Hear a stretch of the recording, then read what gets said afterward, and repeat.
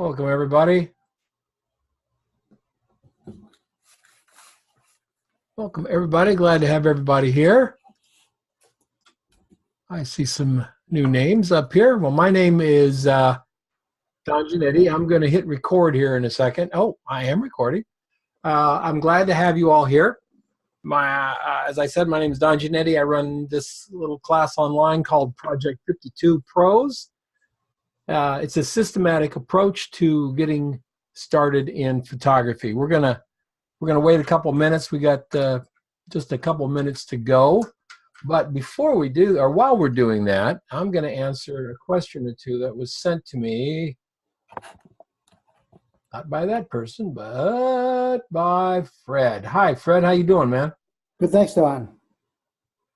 Okay, one of your questions was, and for those of you just joining us, you haven't missed anything. We're just killing time until it gets right to 12:30.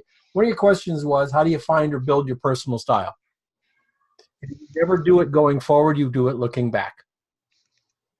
Because if you do it going forward, if you say, okay, my personal style is going to be, then all you do is find somebody to copy, and that's not what you want to do.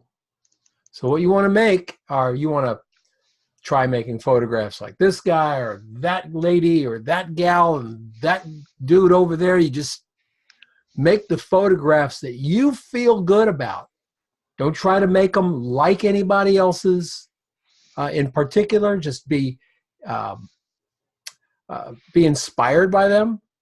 And then you look back, and which of those pictures do you really feel you like?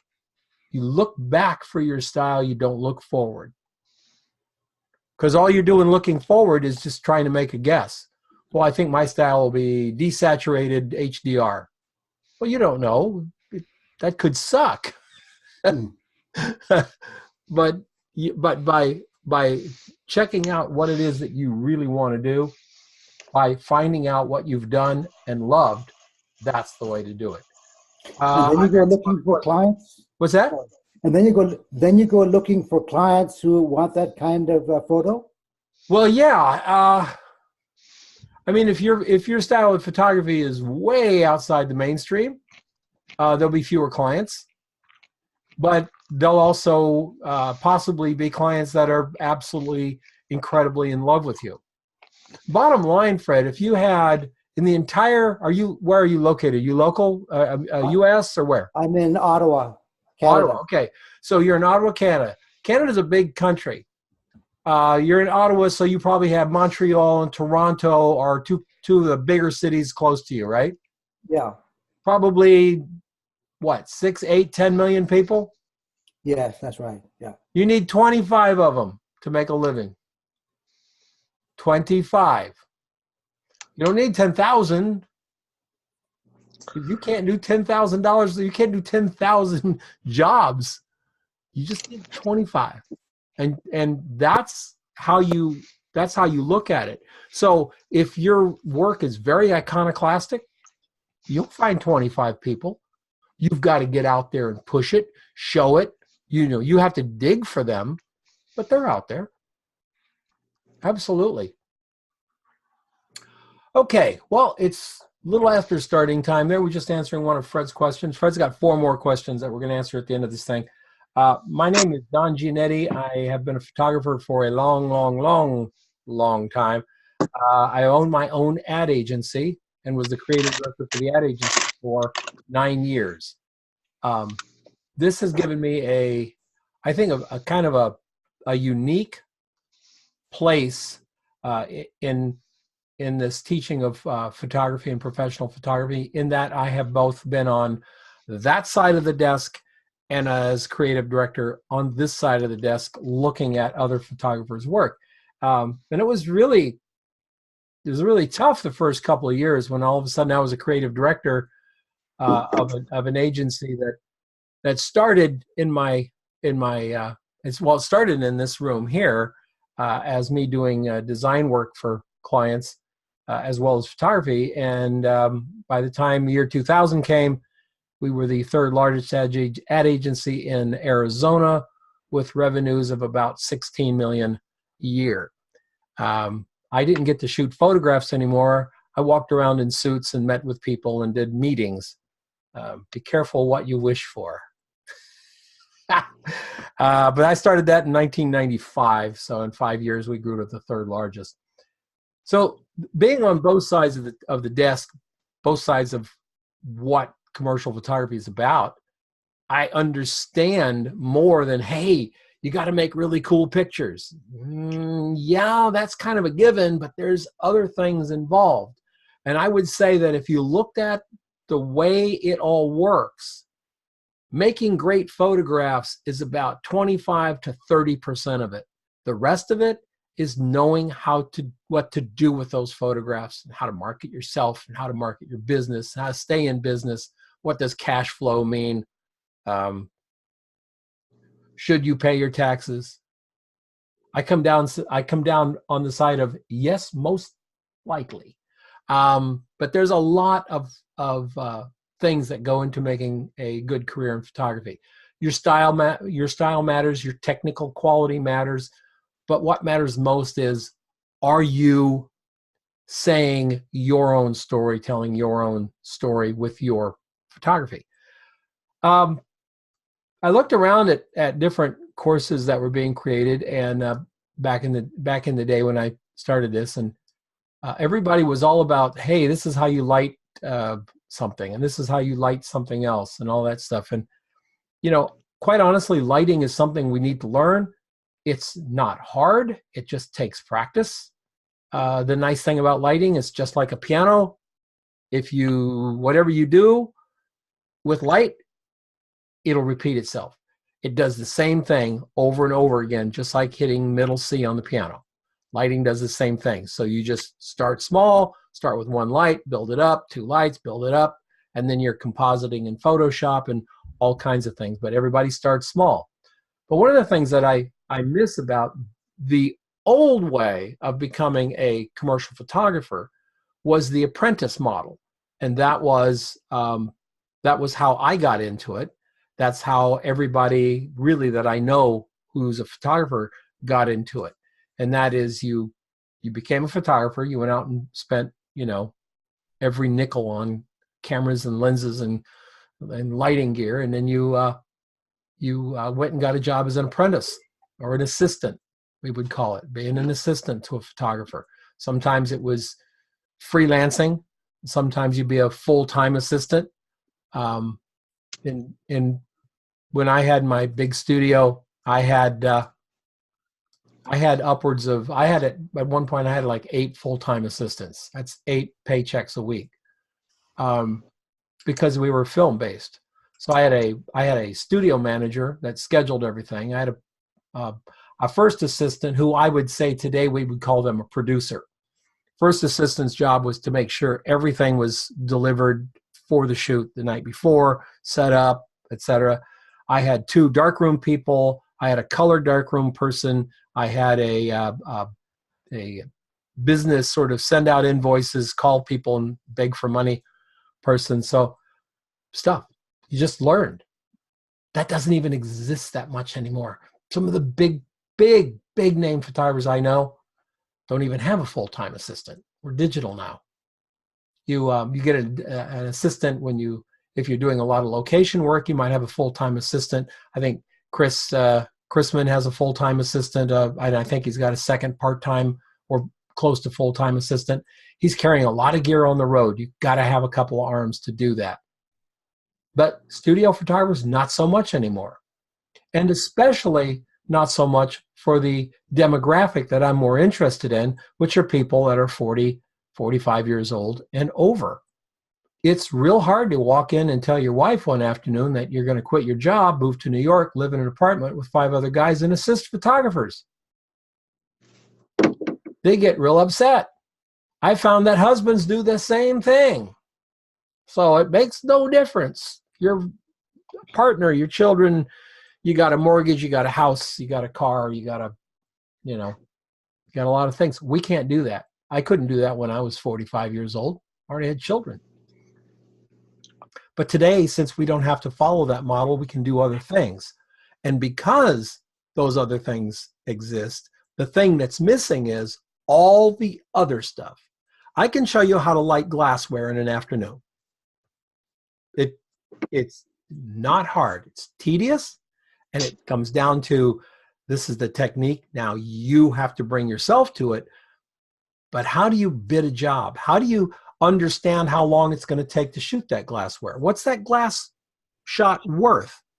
Why do we have to put highlights on the side? Why do we have to put negative bounce on the side? Why do we have to do all these things? Those questions are never answered because we're not sitting in those situations.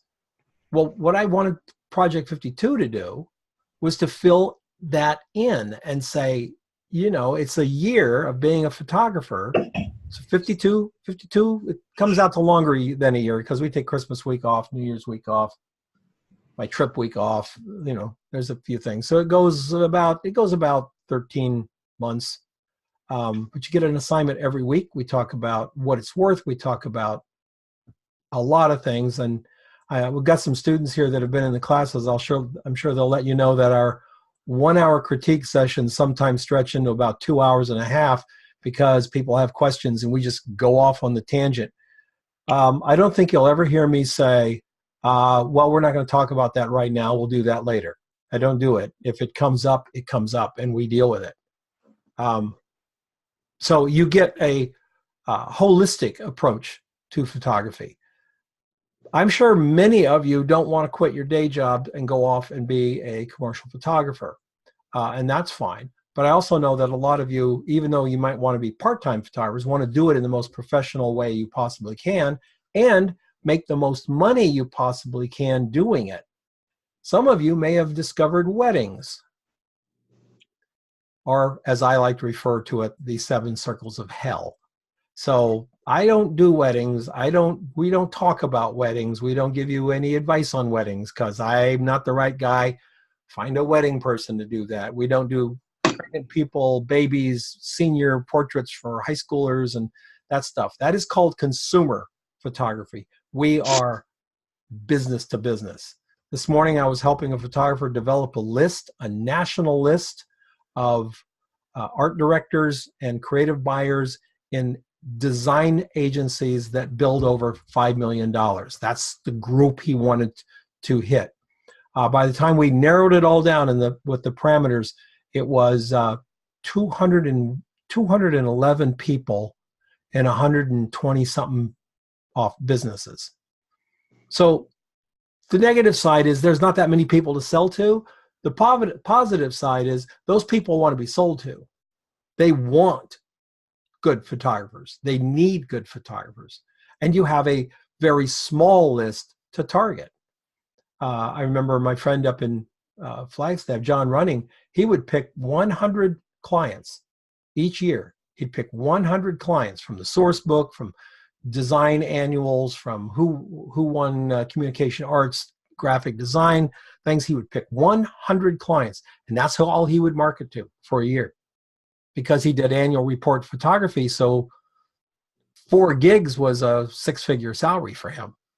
So he was, you know, very, very focused. We can be focused. We're commercial photographers.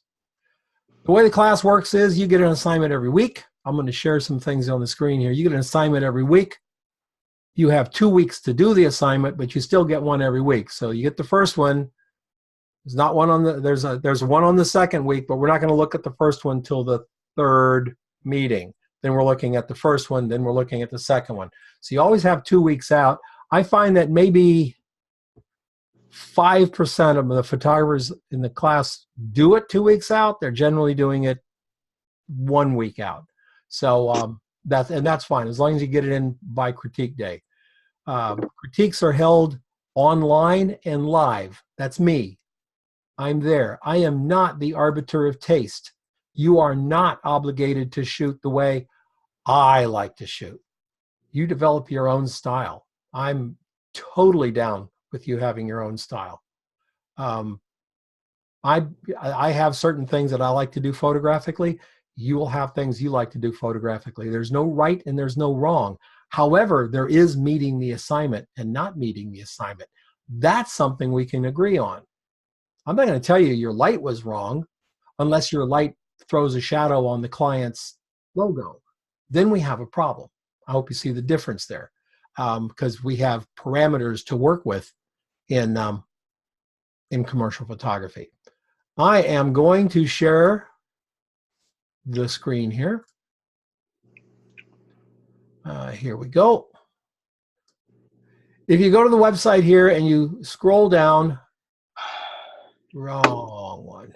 If you go to the website, yeah, and you scroll down like this, you'll see the galleries. These are pictures that I've put up from the assignments. You'll also find out a lot about the class, what's included, how you get there, the whole bit. When you're halfway through the class, you get into another class that I have called Finding Photo Clients Now. When you're halfway through, you get free entrance to that class, and that helps you start building your list and getting your marketing done. When you, let's see here, oh yeah, I'll go here, Pro System. This is the home page. This is the guts of it. Your webinars that we attend.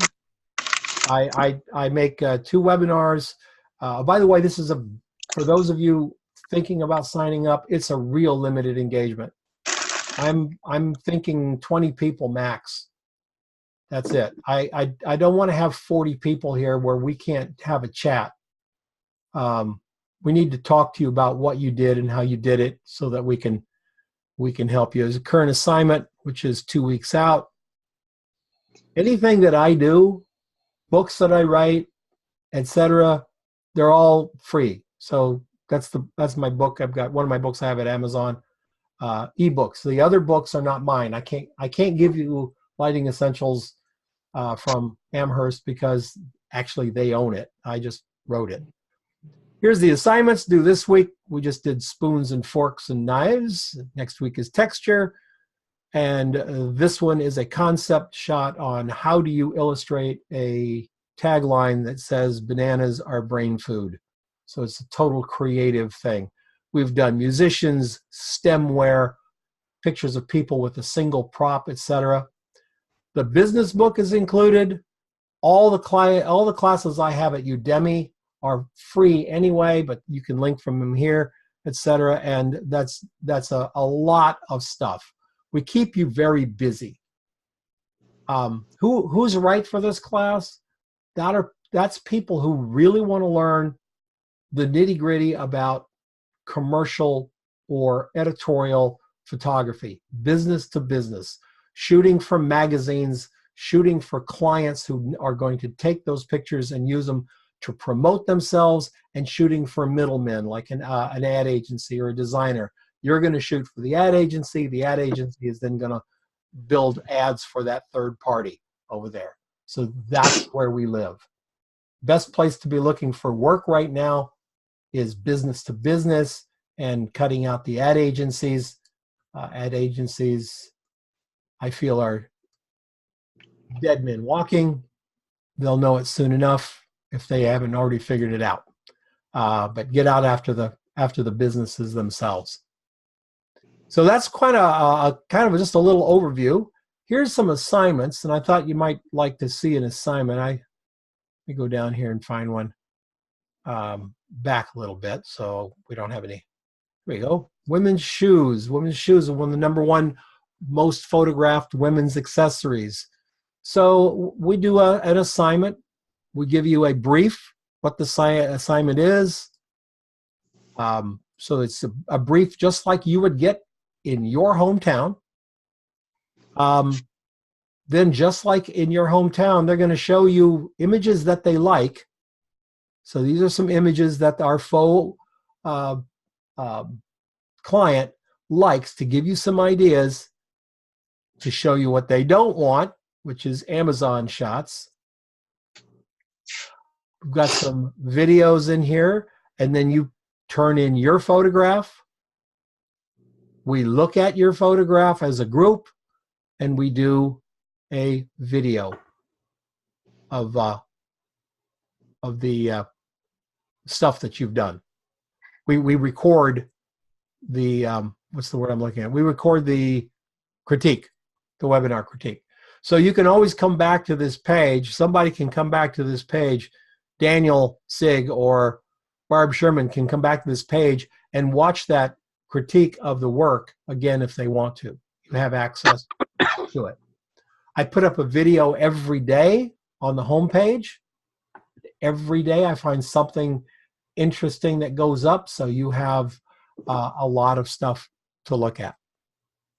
So I brought, there's some people here who are Project 52 members who may want to say something about Project 52. But first, I'm going to ask any non-members have any questions? Okay. Oh, very cool. We got quite a group here. I have a question. Yeah, Fred. Fred, could you talk about your process for putting the whole concept together, from the basic idea to doing a storyboard and so on?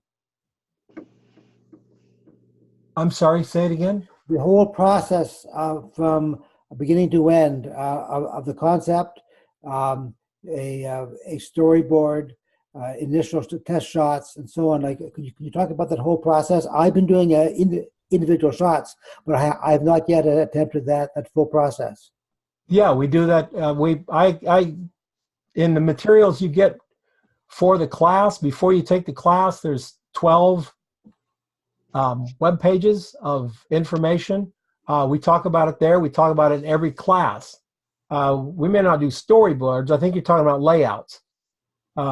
We may not do storyboards for every shoot, but we always encourage sketching,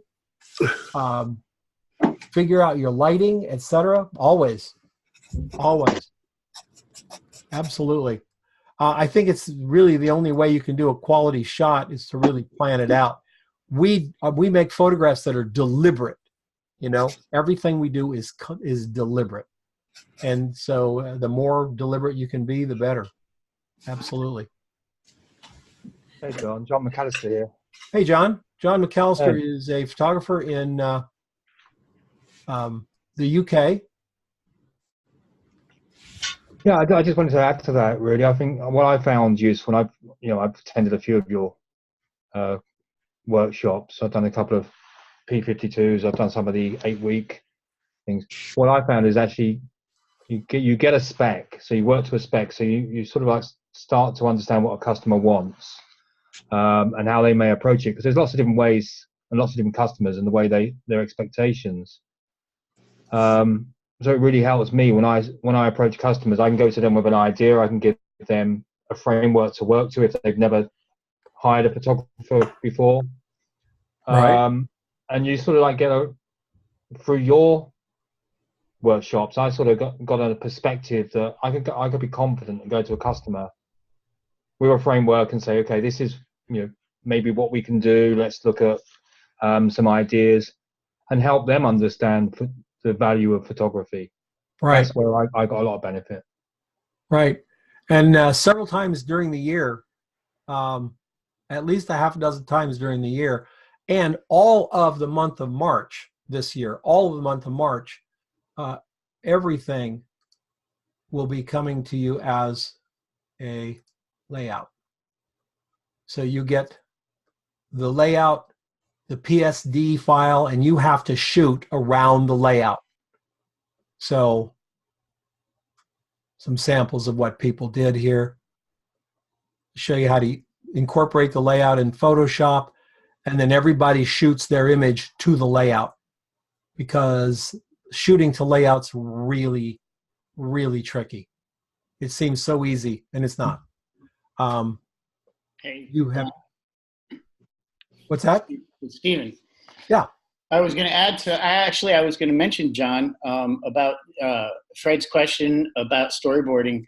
I noticed that John storyboards a lot more frequently, and it works very well for him. You're right, Stephen. He does all the time. Yes, yes. Well, he's a fairly good artist too, and I think that has something to play with it, because mine would look like very rudimentary stick figures if I were to attempt any artistic creativity. But my point is that, Fred, for me as a commercial studio shooter, my lighting diagrams are more, and the lighting information that Don provides in the briefs is much more pertinent for me. Whereas, because I'm more of a technical end, whereas John is more of a creative end. So storyboarding works for the creative end, and I think lighting diagrams works more for the technical end, if that can be of any help. Okay. If you draw it out, whether it's stick people or not, if you draw it out, you're going to get 50% of your lighting questions answered while you're drawing it out. Because now you're thinking of the light as an abstract instead of standing there with lights set up. You draw it out, you will figure out a lot of your lighting challenges just by putting pencil to paper with stick figures. Absolutely. We got, who else from the group wants to say something? I could say something, Don. Who's that?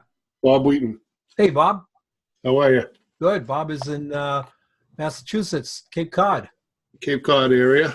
Well, this is my second P52 course, and what really drew me to it was I had an idea of starting a photography business, but I never shot for clients, and I really had no confidence in what would actually happen when I went to work for someone and actually do a job and charge them some money. And what this really affords is a way to build your confidence in being able to understand how to go about working with a client and provide them with images that they would want in their business. You know, I'd say that about a third of my images in my commercial portfolio site on my website are my portfolio comes from the P52 assignments. And when you have these assignments, you have a lot of latitude also, because what Don does is really make you the creative director most of the time, and you need to come up with the concepts yourself and how you're actually going to approach a subject for a client. And what I find valuable is Don's critiques, as well as the entire community of being with a bunch of like-minded peers who are trying to do the same thing and all learning along the way. And eventually you do graduate and you start getting clients, and you start getting into art galleries, and you start getting some recognition. And really that's what P52 has done for me. Thanks, Bob. I'm glad you mentioned the community too, because and I wasn't going to leave them out, but I will tell you this. It's been on Facebook, I want to say 8 years. Is Nick Duran? Nick, are you here? I am here. Nick, it's about 8 years on Facebook, or 7 years, and then we were on Flickr for a while. Forever. Yeah, I don't know. I don't know exactly how long it was. I'm bad with time. I know that I think I started in, when did we start? 12 or something like that? Something like that. 11 or 12 over on Flickr. Yeah. Yeah, well, even earlier. Well, yeah, but you were around longer than that. And I've been around since dirt. Now, I was curious because we talked before, but when do I get my taco vouchers for being here? Just taco. I'll have to drop them by. The Facebook group started June 26, 2013. There you go. Okay, so 5 years. 5 years. We're all going on 6 years. The one thing I will tell you about the group that I'm so proud of is, after all this time on Facebook, we still don't have any know-it-alls. There's no trolls. No one's gonna. There's not that guy on our Facebook group. If you have a question, you're going to get it answered. If you're in the middle of a shoot and all of a sudden you've got a question, trust the group. Trust them. We have people all over the world, so I don't care if it's morning, night, or whatever. we've even got a gal in New Zealand, and it's tomorrow for her. Yeah, we cross time and dimension, baby. So you can do you can count on this group of people. It's, you know, I've often said that access to the Facebook group is worth the price of admission alone, because it's just that cool. It really is. Don, can I say something? Yeah. Go ahead, Bear. Okay. I picked up a camera from a serious point of view again in 2013. I got into P52 2018. So that's 5 years of reading books, watching YouTube videos, following Tony and Chelsea. I think I have learned more from Don than I learned in that entire 5 years.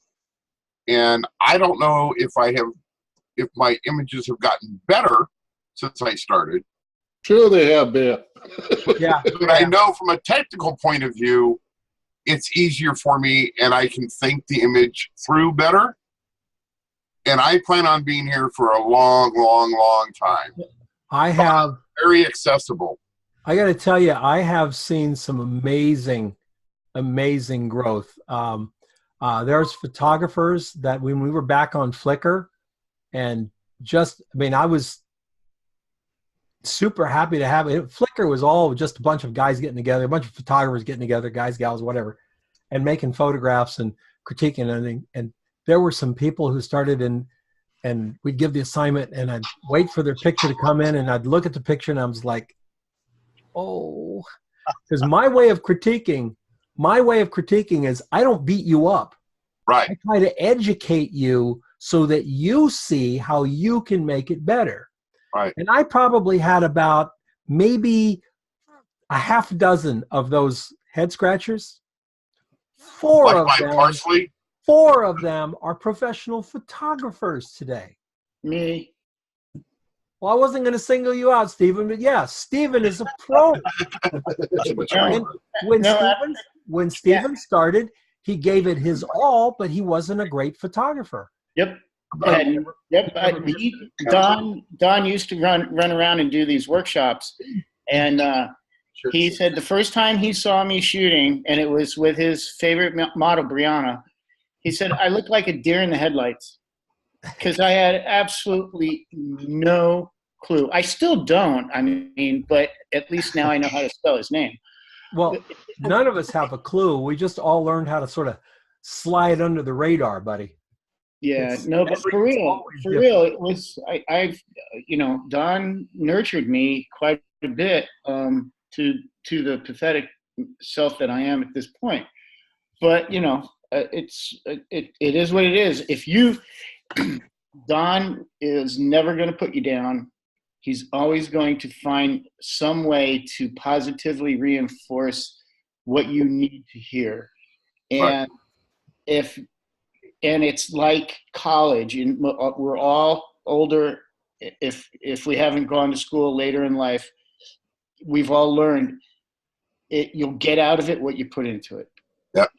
Well, you never missed an assignment, Stephen. Hiram never missed an assignment ever. He was there every time. He'd get Hiram rocks. And you know, and there you go. I mean, Hiram is you know, he's out there doing it. So it's really great. I got a question in the chat over here. Do we cover pricing and negotiating? Yeah, we do. We try to talk about that with as many assignments as we can. How long did it take you to do this shot? You know, I gave an assignment. What was it? The glassware just recently, right? And some of the people were saying, "Gosh, it took me 4 hours to do this." Yeah. Yeah, it's okay. 4 hours. Is this a $50 shot? You know, what sounds like oh, it's just this. You got to really think it through. We talk about hourly pricing, we talk about project pricing, we talk about day rate, we talk about what makes more sense to you, and we talk about the value of the image. The image has value. Let me give you an example. Little Marie comes into the studio. Little Marie is 18 years old and she's never been a model before. She needs a headshot. So she comes to Nick, and Nick shoots that headshot for little Marie. Nick, what are you going to charge her? I don't know, at least 250, 300. 250 bucks, right? Yeah. That's probably mid-range, good price. That's little Marie. Little Marie goes to New York, and Wilhelmina's agency goes, "Oh my God, you're great." 3 weeks from now, little Marie's in Arthur Elgort's studio, and he's doing a shot for Maybelline. It's a headshot, just like Nick did. How much is Arthur charging Maybelline for the same headshot? $3,000. Probably closer to 20. 20? Yep. Because of usage. Yep. There's nothing different. Umbrella, fill card, 2 cards on the side. You got a makeup person and a hair person, and the little girl sitting there, and she's exactly 3 weeks older than she was when Nick did a headshot of her. Same shot. And by the way, Nick could be doing that Maybelline shot, and Nick would be charging at least $300 for that because he's in the desktop. And the prices are tacos. 2 tacos. 250 bucks and some free tacos. No, but tacos. even in the Central Valley, Nick would be up in the mid-teens because it's the value of the image. If Maybelline sells 0.5% more mascara wands because of that ad, that's a lot of money, folks. And it's our picture. So it's the value of the image. Have to always keep that in mind. Let's see. Another question over here. Any other questions? I have a question. Can I add something to that too, what you were talking about? Yeah, go ahead. Then I'm going to get you, Denise. So when you're talking about the value of what you do, it's like Don said, whatever you produce, you own. It'd be like if Elton John showed up at your house and sang happy birthday to you and somebody happened to record it. They can't use that. That's Elton John. It's got a value to it. Your work, no matter what you think of yourself or what you are on the market, it's exclusively yours, exclusively your vision, your lighting, your everything. It's your picture. It's nobody else's. You decide what it's worth. And the client decides whether or not they're going to pay it or whether it's worth it. But like what Don said, you boost Nike sales 1%. How much is that picture worth? It's worth a lot of money. You deserve a lot of money. Exactly.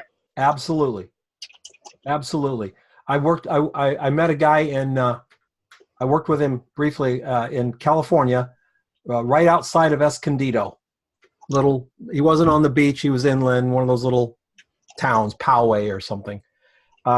He had a family photography. He shot families. He didn't do headshots. He didn't do pregnant ladies. He didn't do babies. He didn't do weddings. He did family photography. And this was 10 years ago. His average sitting was $5,000. That was his average sitting.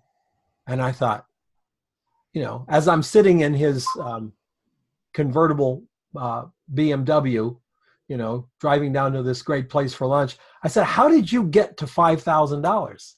He said, "Don, I was always $5,000. I charged my very first client $5,000. I said, "How did that work out?" He said, "I got a lot of no's. And then I got a yes. And then I got another yes. And then the yes people started telling their friends about this great photographer. And he's not cheap, but he's wonderful." And boom, he's shooting 4, 5, 6 families a week at $5,000 each. You are where you place you are. What makes you an artist? Let me ask Zhao. Zhao, how do you become an art photographer? How do you become an artist? You shoot for it. You say these words: "I'm an artist." Done. There's nothing else. No one bestows it on you. You declare it. That's it. And you're right. Shoot pictures. Make pictures. Denise, you had a photograph? A question? Yeah. Well, what I wanted to say was, for anyone who's listening that doesn't necessarily think commercial is where they're headed, I got into Don's classes. I've been through, I think, 4 different ones now, including P52, where I did selective assignments. I'm not one of those who never missed one. it doesn't really matter if commercial is your end all be all. I'm an artist and I shoot art photography. And one of the things that you will learn how to do is create documents that will help you sell your work. Don gives you so much more than how to set up your lights and how to avoid shadows and how to make a good impression on people. He really teaches the business from beginning to end, and it's worth its weight in gold. Yeah. Excellent. I'd like to tag on to what Denise said, Don. This is my first time through the course, and I came into it not knowing exactly what to expect. I was hesitant, I was overwhelmed, and that was my fault because I didn't understand how the course was going to work. My photography has grown tremendously through this course. I've been in it since September, and it's because Don takes the extra time. If you're worried about whether this is going to be valuable and worth the money, you're going to get back 3 times what you're paying for this course, because Don will give you extra. He has actually helped me, over Zoom in the studio compose a shot, and I don't know, it's just an amazing thing. So yeah, Don's going to give you a lot more than you think you're going to get. Thanks, Chuck. I wanted to say hi to Alex as well, because Alex it's late at night over there for you and John, isn't it? Oh, it's 9:10. It's not that late. Okay. Alex is in one place in the world that is on my bucket list, and you're in Valencia, right? Yeah, that's correct. Yeah. That's right at the top of my bucket list of places outside the US. You would. I'm going to have to get over there someday. Yeah, you would like it. Yeah, I mean, I'd like to add one of the other strengths that I found doing P52 was the diversity of what we were asked to do. I probably would say I'm more of a portrait photographer. Yes. So having to shoot product and still life and all these other things was such a huge, thing out of my comfort zone. But since then, I've actually had to use that knowledge. I did some still lifes for CD covers. This morning I shot some interior for real estate. I've had to do handbags, which has never been top of my I really want to do handbags kind of list. But that's not a bucket list item. Yeah, and I knew how to do it. So yeah. I wouldn't have if it hadn't have been for P52. No, and I'm glad you said that too, because it's something I forgot earlier. We give you a whole wide diverse of assignments. It's not a portrait class. It's not a still life class. It's not a food class, but you're going to shoot that, and you're going to shoot a little architecture, and you're going to shoot a little interior design, and you're going to shoot people in interior places where you have to blend people in with the interior design. This is, if you would imagine, this is like getting assignments if you were a generalist photographer in a small town like Tulsa or Toledo or Salt Lake City, where you're a photographer and you get stuff all over the place. If you're in New York City and you want to shoot natural light food photography on 8x10 cameras, there's clients for you. But if you were an 8x10 camera food shooter in Tucson, you will starve. Yeah. There's I've often threatened my wife. I don't know if you guys know the little town of Gila Bend. It's got a McDonald's and a Burger King, and they're right next to each other. It's on the way to California. You drive through it, you blink twice, and you're through it. I've often said if I opened a fashion studio there, I'd be the only fashion shooter in town. Yeah. I'd get every job. Yeah. Which is 0 out of 0. But when you can do a little bit of everything, then you start to specialize on 1 or 2 things. My mantra is specialize on 1 and be really damn good at 2 more. Yeah. 1 thing you rock at and 2 additional things that you are damn close to rocking at. More than that, you're going to confuse yourself and clients. So All of that, by the way, is what we talk about all the time in this class. So, in the workshop. So, Don, can I add on to what Chuck said? Sure. I remember very distinctly when we did the egg shot. I had spent extra money for parsley to get the organic parsley, so it'd be super fresh and you know, super high quality.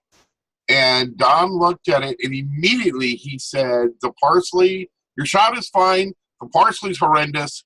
Here's why, and how to get good parsley next time." And I thought the parsley was fantastic. You know, I spent money for organic.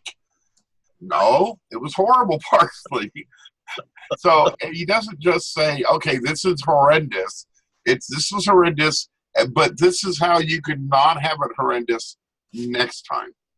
I don't know if you remember the parsley or not, Don. I kind of do. It was all wilted, and I didn't realize it was wilted. I thought that's how it's supposed to be. Yep. That's funny. But that's a good point about Don. Don will always be honest. And it's not a painful honest, but there's always, you know, the follow-up. This is what you could do to make it better. And that's where people can come to this, and they're not getting criticized. They're not getting the Three Stooges poke in the eye. You know, you're not lied to. You're told straight up, but it's never from a position of, I'm better than you did this wrong.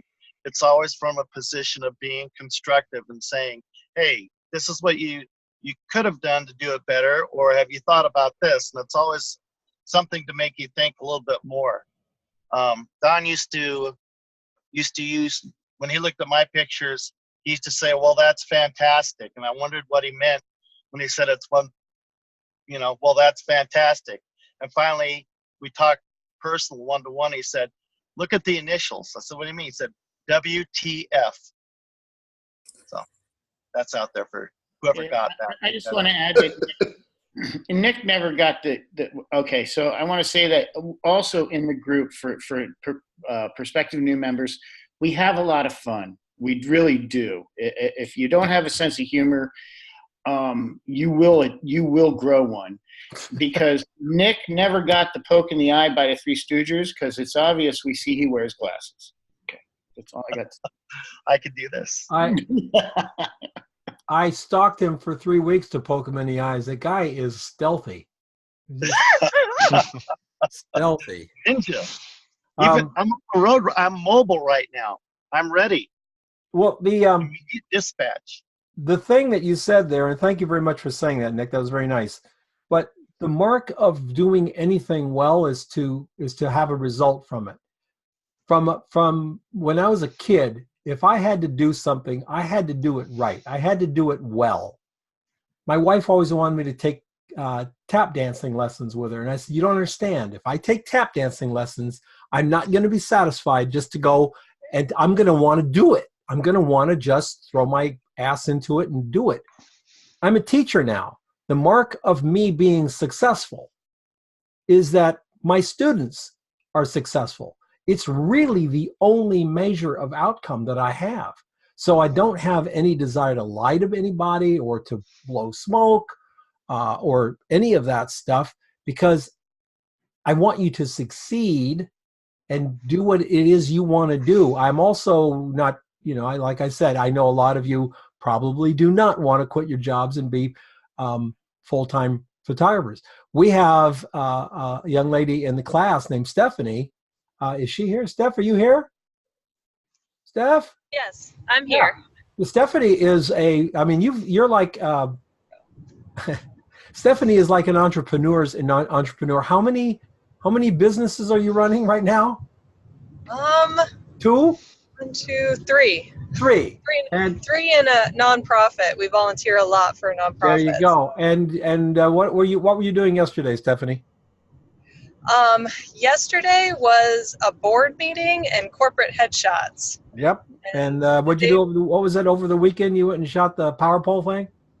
Yeah, the day before that, they were doing a pole replacement on a high voltage transmission line out. We literally had to 4-wheel out into the desert, climb to the top of the hill, to photograph them replacing this pole.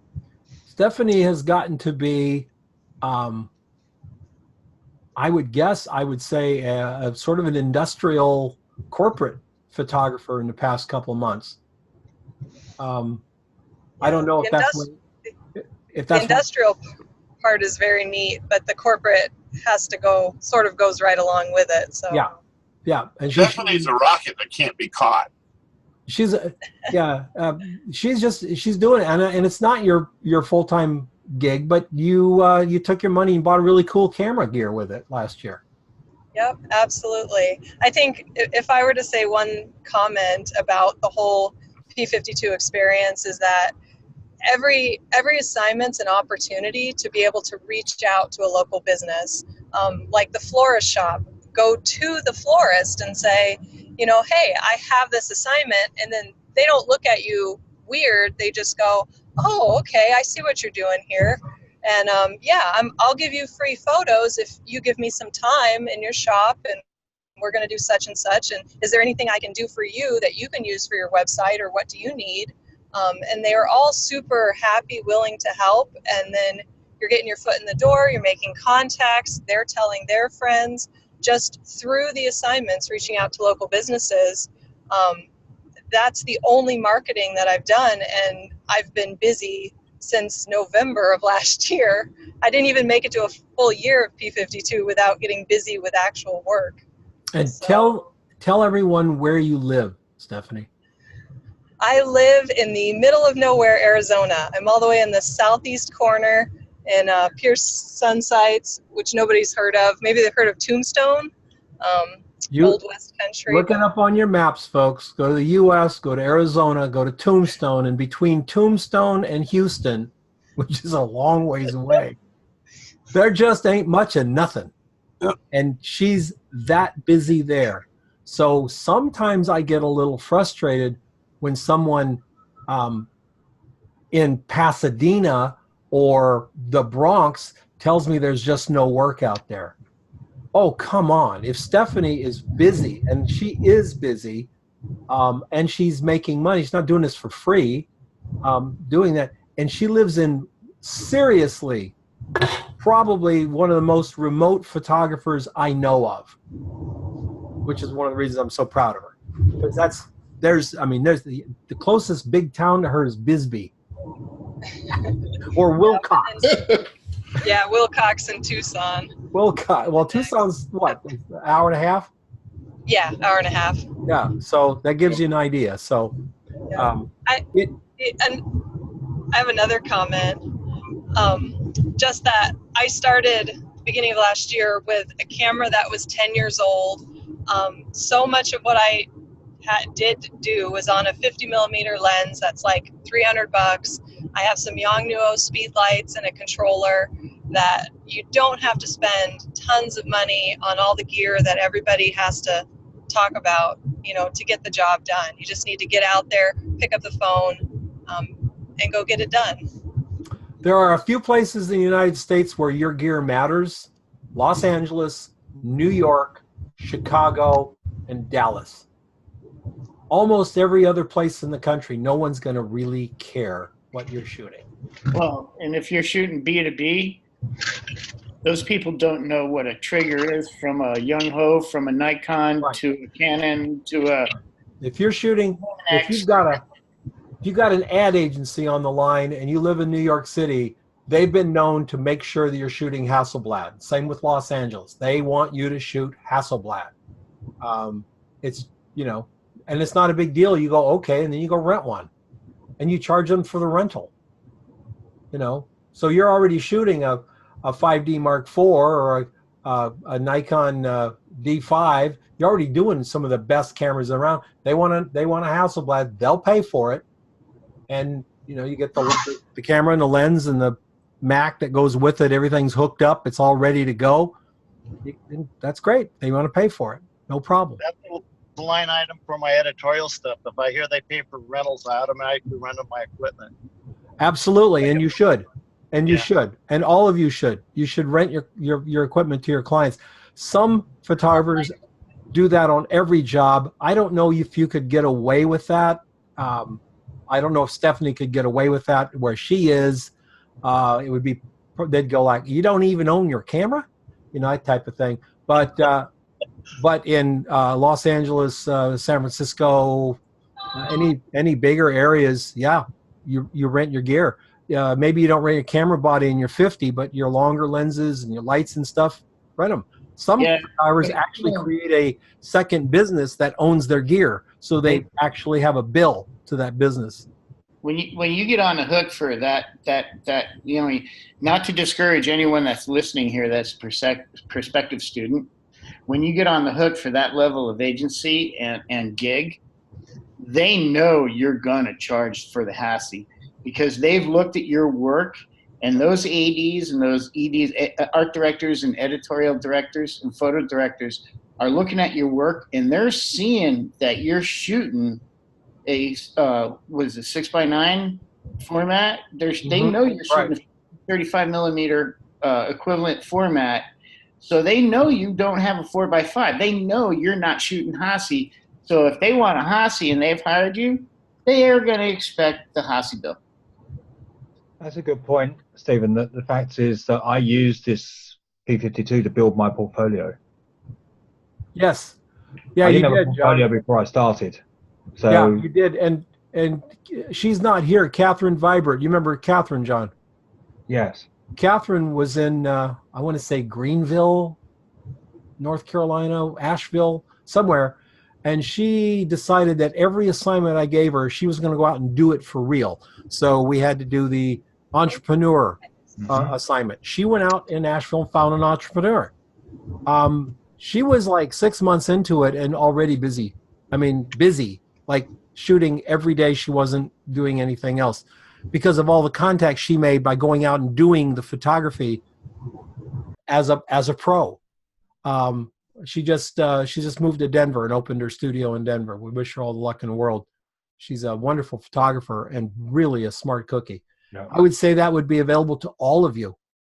Just treat if the job's for a food shot for a restaurant, go to a restaurant. It might take you 3 or 4 times till you find one, and they go, yeah, okay, cool. You give them a couple of shots, but the point is you're doing it. Now you just met that restaurant. You also met the 4 that said no, and that's important because they don't always say no. Someday they're going to say yes. Now they're in your Rolodex or in your email list, etc. So you can build your business as you're working in Project 52. Not just your portfolio.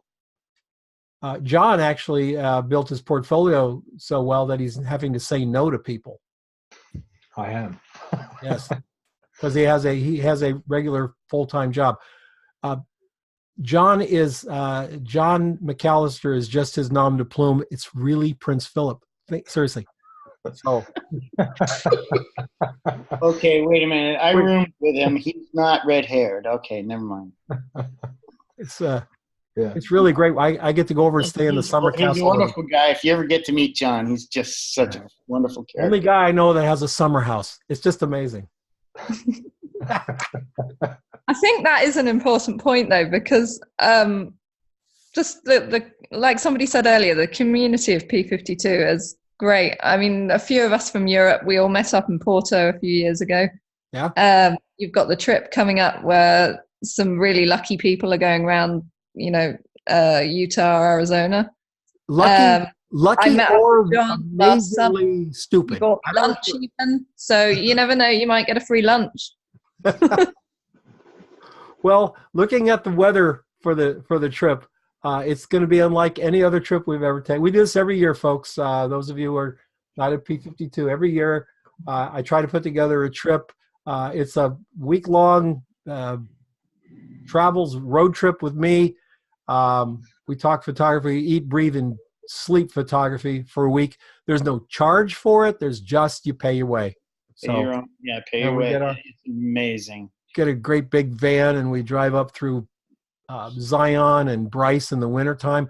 We will have several feet of snow in Bryce on the hoodoos, and it will be fresh because it's not getting above freezing between the snow today and tomorrow and when we get up there. So the hoodoos with snow on them should be amazing.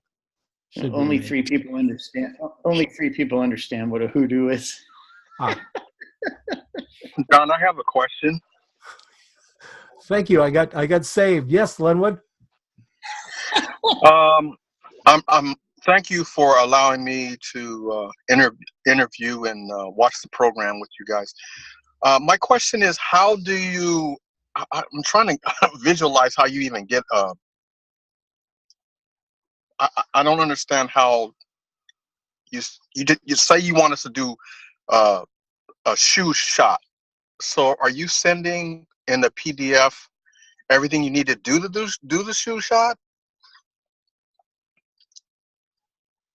I'm sorry, what do you mean everything to do the shoe shot? Okay, you said that you send a PDF to all the students. So is this in the PDF? Are you giving them everything they need to do the shoe shot? And then they make up. You receive a brief usually. brief. So you have a brief on the assignment page weekly. Yeah. Very detailed with videos to support everything. So here's the brief for the women's shoes is right here. Here's the assignment. The short answer is you're going to get exactly what you would probably expect in a real world scenario. Yeah. It might be better. It might be actually. It will probably be better than you will really get in a real world scenario. Yeah, it is. And therefore, you as the photographer have to improvise.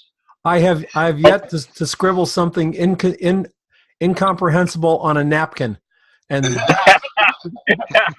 and I've gotten those. Nick's raising his hand. You know what I'm talking about. Raise your hand, Nick. I did a magazine shoot. I had to do a cover and content. And the brief they gave me in the first line when they said ideas for pictures, they put in brain dead. And in the second part of it, we put more brain dead. That's what I was No, I'm just totally clueless because I come from a portrait and wedding background, so this is all extremely new to me. Yeah, we always discuss this. So when we're done with last week's or the current week's, regular car or truck rolled down, they're all position tires. I'll say, are there questions about next week's assignment? We'll roll over there and answer any of those questions that need. Okay, thank you very much. Yeah. Yeah. May I add, Len? Coming from a wedding scenario where it's a predetermined kind of scenario and a timed situation, those moments, those moments where you're on the fly and you have that creative design element, that can apply to your commercial B2B. You will have a shot list. You will have a designated things that you need to accomplish, but you also have a creative element. Now, there will be a time where you get to a point where you have a producer there and they're going to be like, no, shoot it tighter. No, go horizontal. That kind of stuff. It gets kind of technical at that point. But at the beginning, your eye helps to pave the way. Pave the way. Oh, okay. Sometimes in commercial photography, we are a camera for hire. Because they're going to tell us, shoot this, shoot it on this background, shoot it from this angle, make sure the lighting does this, and we're a camera for hire. And the flip side of that coin is the art director says, "Oh, we want to show off this this walkie-talkie. We really want to make it cool. What ideas do you have?" And all of a sudden, we're doing the art director's job. But that's the reality. Somebody's got a mic on making some noise. We got to find out where that is. Someone's moving some stuff around. I think it's Len. Is it? Len, mute your mic, please. Thank you. I got it. So there's and everything in between. You're going to have clients who are going to give you absolutely strict parameters on how they want it shot. And I know, Stephen, you've got a couple of clients like that, right? The museum? Absolutely. I have a particular color profile that I have to output in, and I have a preset so that when I import in, I shoot tethered to Lightroom, and when I import, I have a white balance. I have a sharpening. I have all the little fine details preset. And if I detract from that, I hear about it. Because he's shooting images that have to go with other images. The images he shot last week, they have to go with the image he shot 6 months ago. Everything has to match. And for that, they pay us. People with an iPhone can't do what Stephen does. They can't do what Stephanie does. They can't do what any of the project members can do, because we're thinking beyond just making the photograph. That's great. But we're thinking, how's it going to be used? Is it going to go to print? Because we're going to do something different with that file that we send them if it's going to print than if it goes to the web. All of that is the nuance that professional photographers bring to the assignment. And when you read online about professional photographers, all they want to talk about is their, awesome, cool new Sony. Which, by the way, I think owning a Sony camera now has become almost a religion. I think as soon as they hire a Sony Pope, they're going to have it. Those guys I have another question. Those guys get started. You can't stop them. They love their Sonys. So, but we cover it. I want to say we cover it all. I don't think, and I really think I can say that in all honesty. Len has a question. I'm sorry, who?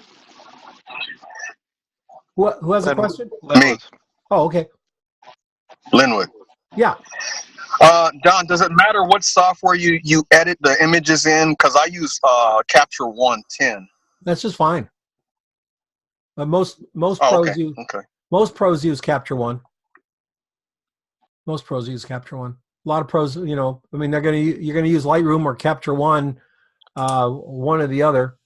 And again, only the clients that are going to matter would be New York ad agencies. Nobody else cares whether you're on Lightroom or Capture One. Give them the images that look like the images in your portfolio, and they're going to be happy. And even if you're shooting at that level, you could hire a computer tech. Absolutely. So to make a difference, whatever they. Yeah, it's like Photoshop. It's like process. Doing your Photoshop work. I've talked to people and they go, well, all the pros do their own Photoshop work. No, they don't. My God, can't make any money sitting. And you got to know how to do it, of course, because there's some jobs you do all the Photoshop work for. But if you're shooting 5 days a week, when are you going to do the Photoshop? So there are retouchers all over the country who are taking files from photographers, top shooters, and working on it. All of the shots. Thanks, Alex. All of the shots that you see coming out of Disney, the photographers never touch them. They've got their own retouchers. I wouldn't want to shoot if I shot a single watch for like Timex or something, I could do the Photoshop work on it. Take me a couple hours. But if I shot 20, not going to do it. Just can't. So. Chris Crispin, I know, I called up his studio and actually talked to his retoucher that does all his stuff. I mean, he produces really beautiful painter leaf type stuff, but he shoots it. He's got somebody in-house that does all the processing on it. Yeah. He'll do preliminary stuff like cropping and, I've seen his markup. I know how I mark up my stuff. I put it in Photoshop and I start drawing circles and I'll say, make this lighter, bring this out, do that kind of stuff. I'll do that for myself before I start. But if I'm going to send it off to a retoucher, you got to make all the marks. They got to know what you want. So. Do you remember with Film Labs, Don, used to be able to order work prints that just be a real rough 11 by 14? And you do the same thing. You'd mark them up and you'd send them back to the lab and they'd do your print. Do you remember doing that? Oh, all the time. Yeah. All the time. All the big prints. All the architecture. Myself. Yeah. All the architecture. Yeah. Well, Type C prints, baby. Internet. Yeah. They would they just make an internet. They'd make a crappy photograph. Well, you know, not crappy, just put it through. And then you would then take it, you'd mark it like, bring this up, pull this down, blah, blah, blah, send it back. They'd make a second print, you'd mark it up and send it back, and they'd give you a beautiful print back. Absolutely. Yeah. We always do that. Golly. So I used to hand my clay tablets back in, and Cassius would erase and all that stuff. well, I miss the darkroom some days, and other days I'm just glad it's gone. I don't stink. I get to sit and watch TV or listen to music. I miss the zen of it. I do that. I miss the zen of it. But all right, well, I'm going to let everybody go unless there's some more questions. But before we do that, I got some questions here that I promised I would answer.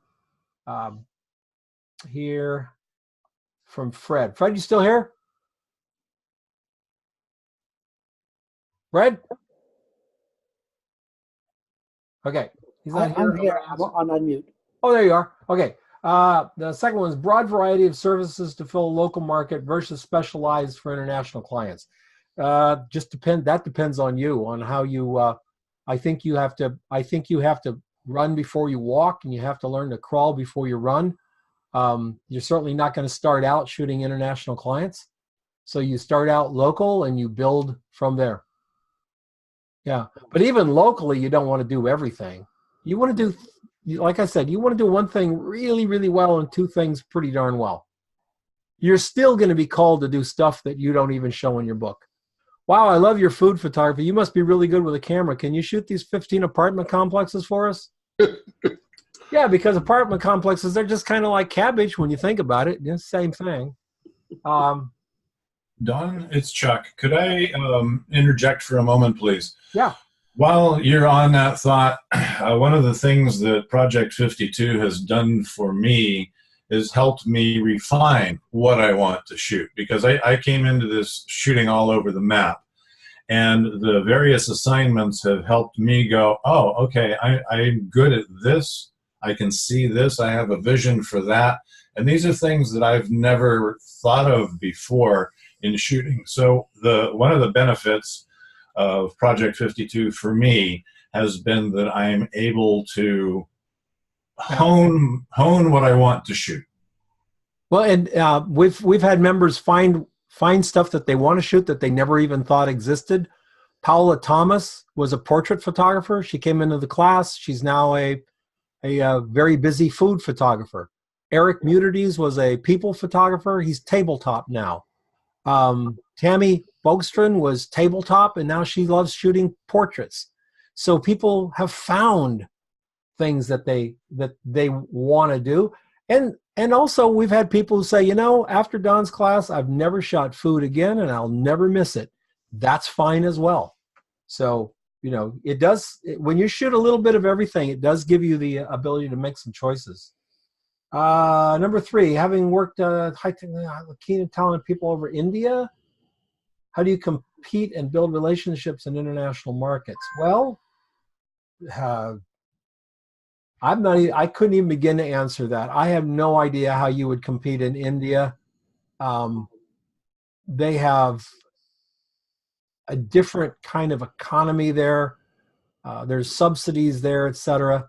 I don't know what the dollar exchange rate. Does anyone know what the dollar exchange rate is? Is it dollar for dollar, or, you know?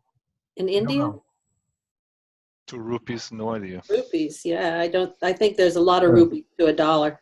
Their economy is boosted out there now. Yeah, but it's not one-on-one for sure, Don. No, but no, that's why I'm not sure that someone in the United States could compete.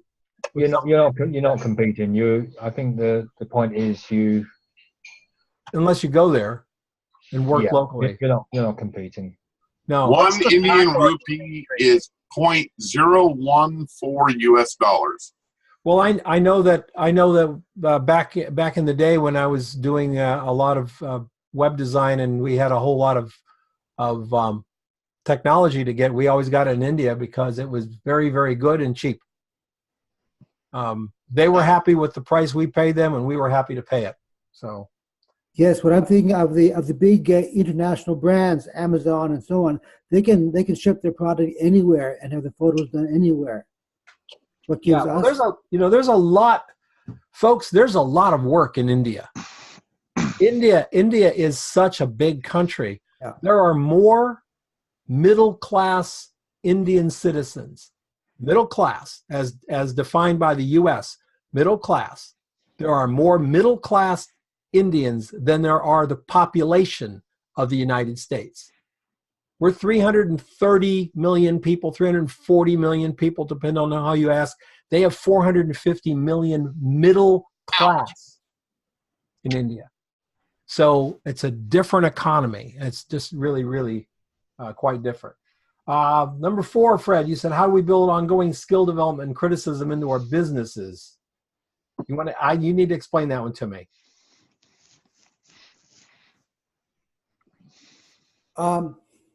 We can't remain static in what we do, and the question is how to get really good critiques. This is partly tied to my last question, because I have a background in technical writing, interface design, and the experts can only tell you about medium problems in your interface design. The only people who can tell you where your users are going to fall flat in their face are the end users themselves. I think the same is also true for your photographs. Is this photograph going to move the end customer to buy or do whatever they're supposed to do? The only people who can tell you that are the end users. Mm-hmm. How do we get inside your head? I think it's built into the business. If you have unhappy customers, they're going to let you know what they're unhappy about. But I think you've got to develop an understanding of what is expected. Every problem that we have in this business is based on expectations. They expected this, and we expected that they wanted that, and so it's an ongoing thing. But it's not something that is difficult to do at all. You just keep shooting and keep making new photographs and finding clients who like it. I'm still waiting for Don to teach us the mind reading skills so we can figure out what they really want. That's in my special white paper, which I don't have of those either, folks. If I could answer the mind reading skills, mind reading skills exist. It's called focus groups.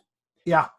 And one thing I would like to develop with my commercial photography is a focus group program where we say shoot 5 different photos in different styles, and then we take them out to the end customer. We say, which of these photos works for you?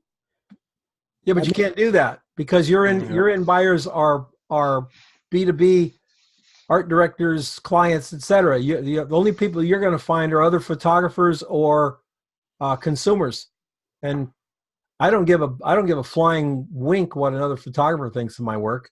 I'm not in it to please them.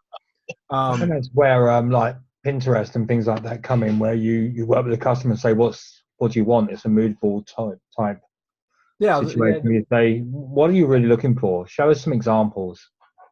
Yeah, mood board is good. Yeah, Pinterest is invaluable for that, even though I really hate Pinterest. But Fred, I understand what you're going for here, but the end user isn't the person that's going to be hiring you. So you need to find what the people that are going to hire you are looking for. Yeah, absolutely. And I don't want to say it's simple, but it's fairly easy. You go out and look at your, if you're going to go do an annual report, you go on Google and you look up annual reports and you see what people are doing. And you'll get a wide variety of stuff. This person is doing portraits, and this person is doing black and whites, and this person, but it gives you an aesthetic that you can work with. Come on. Number 5 is, while it's nice that other photographers like our stuff, it's really only our customer and actually the end customer that probably really count, right? How do we gain access to this feedback? They pay you. Yeah, there's You I mean, you have to. I don't know. I would say there's no access to that feedback at this level. Once you get a portfolio together, you could go to one of those. Got them in New York. They have one in Palm Springs. What are they called? Those photo festival things, Nick? Yeah, I don't know what they're called. I'll go with this thing. Palm Springs Photo Festival, and there'll be art directors there, and you can pay them $50, and they'll give you 15 minutes worth of their time and look at your book. But you got to remember that you can show your book to art director A, and art director A will say, "Yeah, I'm not really interested in this kind of stuff." And you go down to art director B, and art director B says, "Oh, this is pretty nice. Yeah, but it's, I've seen a lot of it before, but it's nice." Then you go to art director C, and she's like, "Oh my God, where have you been?" There is no they. There's no group think. Art directors are as varied as the rest of us. I remind everybody constantly, you cannot build your portfolio based on what they may want to see, because we don't know who they are. And there really is no they. Some people will hire photographers that I'm not going to mention, and I always wonder why those people get hired. Why would anyone pay money for that? And then there's people that I know who are brilliant photographers who are struggling, and I'm like, why aren't people hiring them? If I was an art director, I'd give them a job in a heartbeat, and I probably wouldn't hire that person. I don't care how many Instagram followers they have. So anyway. And Don, on the other hand, that is one of the things that you are very conscientious about helping us with, is building our portfolio, teaching us or guiding us through a process of how to display that portfolio online, on websites, building books. And that's part of your charm. Well, thank you. We got a lot of stuff for free out there too, guys. My YouTube channel's obviously free. I don't even run ads on it. Don't you hate it when you go to somebody's YouTube channel and they've got 117 subscribers and they've got ads stuck on the beginning of it? You just want to strangle them. Say, you're going to force me to watch that stupid overnight Prince ad with the beer can getting cut in half with business cards so I can see your thing. And 175 people are subscribed. You're an idiot. So I don't do that. I don't put that stuff. I mean, woo, every month you get like 8 cents in the mail. It's really cool. On the other hand, I know a guy who's got 2.2 million subscribers for his YouTube channel, and he's got 9 employees. So apparently a very popular YouTube channel does pay fairly well. It's a multi-million-dollar company, and it's all they do is YouTubes. They do like 7 a day. Wow. Wow. Look at Tony and Chelsea. They're able to afford a very posh house in Connecticut. Well, I'll tell you what, Bear. You can save me the effort and you watch them, okay? Yeah, I hear you. I hear you. I agree. You can. But I'm just saying, you talk about YouTube monetization. Northrop in there for you as well. I'm just saying, you talk about YouTube monetization. Yeah. Absolutely. If they can afford a house in Connecticut, yeah. Well, if my numbers start dropping on YouTube, I'm going to do a show on why I'm considering buying a Sony. I'll get 6,000 subscribers in a heartbeat. He's one of us now. It'll be wonderful. Anyway, hey, thanks everybody for coming out. Thank you all to people interested in Project 52. It goes up, and you can sign up for it on March 1st. And the rest of you guys, will see you on the show. Have a great one. Thanks, everyone. Thank you. Bye, sir. Thank you, everybody. Bye-bye, guys. Bye-bye. I gotta go get some tacos. Ooh, tacos. Yeah.